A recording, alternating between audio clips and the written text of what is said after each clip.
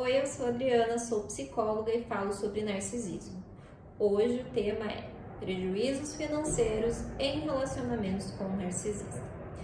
Para começar, quando a gente fala de dinheiro, a gente fala de vida, porque a vida é feita de trocas e o dinheiro também se baseia nesse mesmo esquema, né? Nós estamos a todo momento influenciando, oferecendo coisas aos outros e os outros da mesma forma. Nós absorvemos coisas dos outros, redes de informações, ideias, afetos. O tempo todo estamos em rede de trocas. Isso é um fato. Como eu disse, dinheiro também é uma rede de troca. Quando a gente fala de dinheiro, a gente fala também de uma quantidade, né? E a forma como você administra vai ser muito pessoal. Você vai escolher as suas necessidades, as suas prioridades e vai pegar o que você possui de recurso e vai tentar distribuir da melhor forma possível. Algumas pessoas têm mais dificuldade, outras têm mais facilidade, mas no final das contas todos nós tentamos de alguma forma ou de outra equilibrar entre os diversos setores da nossa vida a quantidade de recursos materiais que temos. Na nossa vida, nós temos uma quantidade de energia psíquica, energia emocional.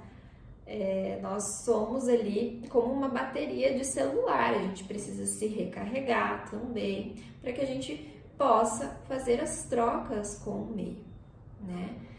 E assim também como a gente precisa trabalhar todo meio para receber, né? A gente precisa também descansar para poder recarregar as nossas energias. Os bens materiais, eles são finitos, a nossa energia também. E quando o narcisista entra na vida de uma pessoa, tudo fica muito bagunçado. Então, a vida pessoal dela vira de cabeça para baixo na maioria das vezes, né?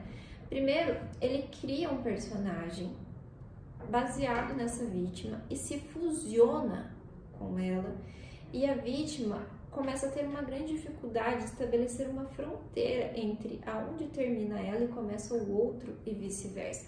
Muitas vezes, o abusador narcisista ele já escolhe uma vítima que tem dificuldades em colocar limites, em estabelecer, né, ali muros, em dizer não. A pessoa por si só, por questões dela, já tem essa dificuldade. E ele entra na vida dela de uma forma extremamente rápida, não respeita limites, eles se fusionam nessa falta de conexão. A vítima, ela fica perdida por si só e começa o primeiro rompimento de fronteira, que é a fronteira psíquica. E isso, que é interno, se reflete no externo. E um dos setores que vai ser afetado, muito provavelmente, é o fator financeiro também, né? Então, primeira coisa que pode acontecer em relação a prejuízos financeiros tem a ver com o tempo. Então, o narcisista entra na vida da pessoa e ocupa todas as lacunas de tempo, e é muita mensagem, é muita conversa, é muita presença. Eu brinco, né? Eles ficam ali marcando o território todo tempo, todo dia, toda hora, de madrugada, ligações intermináveis, e a vítima confunde aquilo com afeto. Nossa, nunca. Eu costumo ouvir, né, dos pacientes que eu atendo, nossa, ninguém me deu tanta atenção, e eu fiquei encantada, né, com aquela atitude. Só que a vítima não percebe que aí entra a questão da distribuição da energia, né? A energia está toda distribuída para este abusador, e esse é o objetivo dele. A pessoa pode começar a esquecer de pagar as contas básicas de luz, água, enfim, porque ela tá com a mente voltada somente para aquele abusador. Ela está inebriada. A gente chama de love bombing, né? Aquele monte de mensagem. E ela só pensa nele, né? Ou nela, pode ser o abusador ou a abusadora.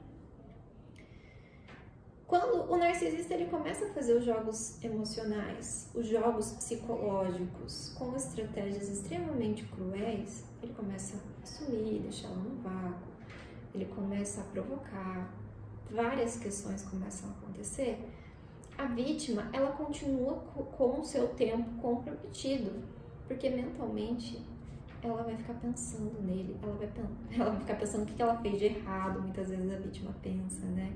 O que eu fiz de errado, porque uma pessoa tão legal aí começou a mudar comigo, né? Que faz parte desse jogo, desse ciclo abusivo.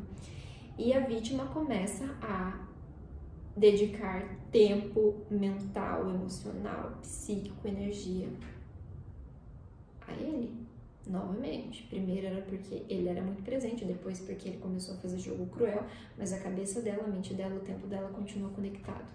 E a vítima não tem mais tempo de organizar coisas básicas, a vítima não tem tempo para autocuidado, coisas básicas pessoais, e a vida financeira também acaba ficando de escanteio, então ela se desorganiza. Né? A segunda coisa que pode acontecer é a vítima ir adoecendo, porque o ciclo de abuso ele adoece, isso é inevitável, e ela não consegue mais trabalhar, ela não tem mais forças, ela não tem mais condições de saúde mesmo para trabalhar, e ela sai do trabalho. E aí, lógico que vai impactar o financeiro. Uma outra coisa que pode acontecer, devido ao abusador precisar que essa vítima esteja isolada, porque fica mais fácil o jogo de manipulação, ela estando, né, afastada de outras pessoas que poderiam alertá-la, enfim, ele fala, não, eu te sustento, não precisa, sai desse trabalho, e começa a falar para a vítima sair, que não tá legal, ela merece algo melhor, fica em casa que eu te sustento.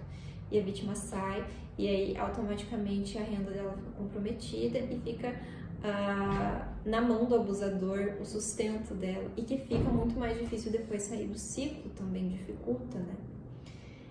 Às vezes é o contrário, às vezes o abusador ele é sustentado pela vítima, então a vítima começa a fazer tudo por ele. O abusador geralmente ele dá a entender que, nossa, se eu ganhasse tal coisa, e isso e aquilo, eu ficaria melhor, a gente ficaria mais feliz, e a vítima vai e compra e gasta horrores ali com este abusador, sustenta às vezes ele, né? Tem casos. Mais uma vez, a renda da vítima voltada ao abusador, ela negligencia as próprias necessidades e vontades. Então, o financeiro dela está completamente abalado por conta da presença dessa pessoa, que suga a energia, bagunça o psíquico e, consequentemente, bagunça o externo também. O externo é muitas vezes o reflexo do interno. Outra coisa que pode acontecer é a vítima tentar se superar a todo momento, porque o abusador ele causa isso na pessoa, ele vai devastando a autoestima dela, ele vai comparando ela com outras pessoas, ele vai humilhando, ele vai diminuindo, e ela pensa, cara, se eu fosse mais, sei lá, magro, se eu fosse mais bonito, mais bonita, se eu fosse isso, se eu fosse aquilo, se eu fizer uma cirurgia plástica, não, e se eu comprar um carro melhor, então eu vou ficar melhor pra ele, eu vou ficar à altura dele, eu vou agradar ele, ele vai me amar mais. E a vítima começa eu vou comprar uma roupa cara, eu vou ficar melhor, ele vai me dar atenção, né? E a vítima fica ali tentando, e o abusador nem aí. E a vítima tentando se superar, e a vítima gasta os recursos dela nisso para tentar agradá-lo, né? Então, assim, por uma série de motivos, esses foram só alguns que eu citei, o financeiro da vítima fica muito abalado em muitos casos, tá? Uma vez eu atendi uma moça que tinha todos os indícios de estar numa relação dessa, e ela tinha uma empresa, ela era dona do seu próprio negócio, e o abusador falou, vende teu negócio, pra quê? Vem morar comigo.